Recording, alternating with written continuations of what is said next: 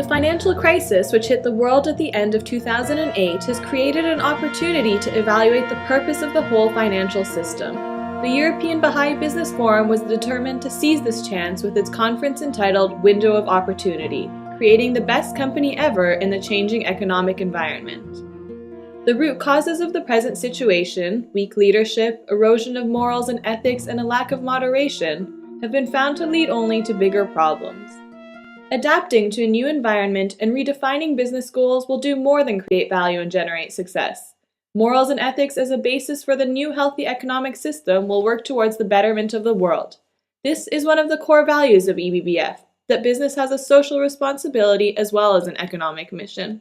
Françoise Le Goff has been working for the International Red Cross for over 30 years. She is head of the Southern Africa Zone of the International Federation of the Red Cross and Red Crescent Societies. Based out of Johannesburg in South Africa, she has an excellent viewpoint on how the recent financial crisis has affected society. Well, I think the crisis creates a lot of uncertainty, and a lot of people are not able to cope with that uncertainty. What I have noticed through my work, the rich people remain rich, and if they are a little bit less rich, it's not too bad. The poor people are already poor, and they have very little to lose. So in terms of crisis, the main impact is on the middle class, because the middle class then has much more to lose. They take a lot of risk. They may lose their asset, their house, and this is why when the middle class is affected, it has a huge impact on the wealth of a country, because they are the one paying the taxes, they are the one who can help quite a lot. So in the humanitarian sector, it means that the group of poor people is increasing, and these people, sometimes it's happening with violence because their security is affected and people become aggressive to defend themselves. Beppe Robiati is an industrialist and a CEO from Italy. He is also a co-founder of EBBF. Mr. Robiati presents at over 50 conferences annually on subjects ranging from CSR to economics in the New World Order to business ethics.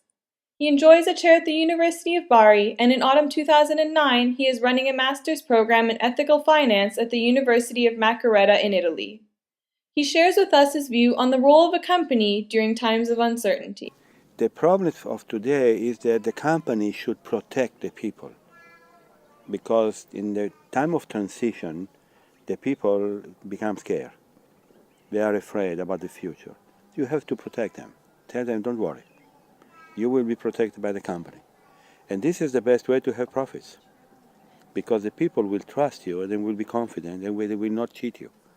And this is the most important experience I have. When the people is protected, they will work and they will not cheat you. And this will make profits.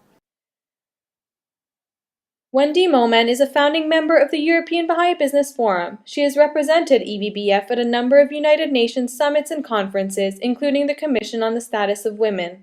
She is the author of 12 books and is a freelance editor working for a number of publishing companies, particularly George Ronald of Oxford in the United Kingdom.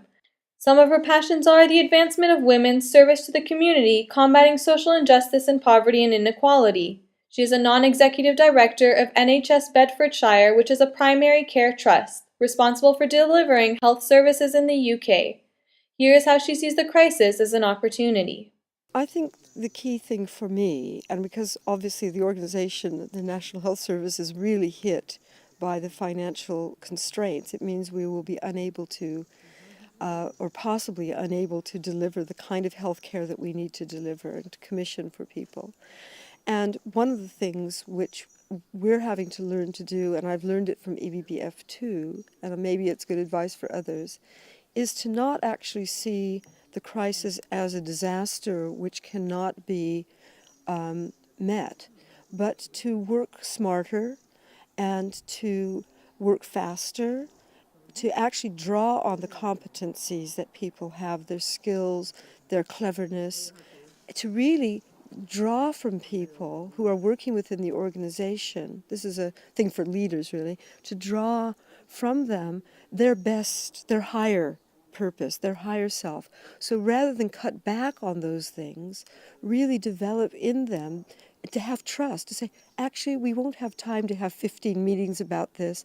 I have to trust you to be able to deliver on that.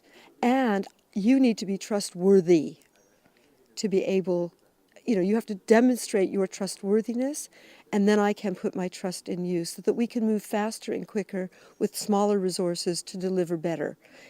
That's a hard thing to learn, but actually, interestingly, I've been with the NHS since 1990. This year, for the first time, the National Health Service has decided that it needs NHS values.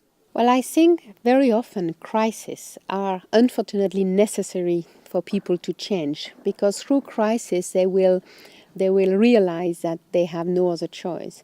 So when you refer to your values and your principle, I think it gives you the strength to move ahead. What I can say in my career, I had to make very difficult decisions sometimes, and the way to do that is to really reflect and think what values you are using to make your decision. To learn more about EBBF and the upcoming events around the world, please visit our website at ebbf.org.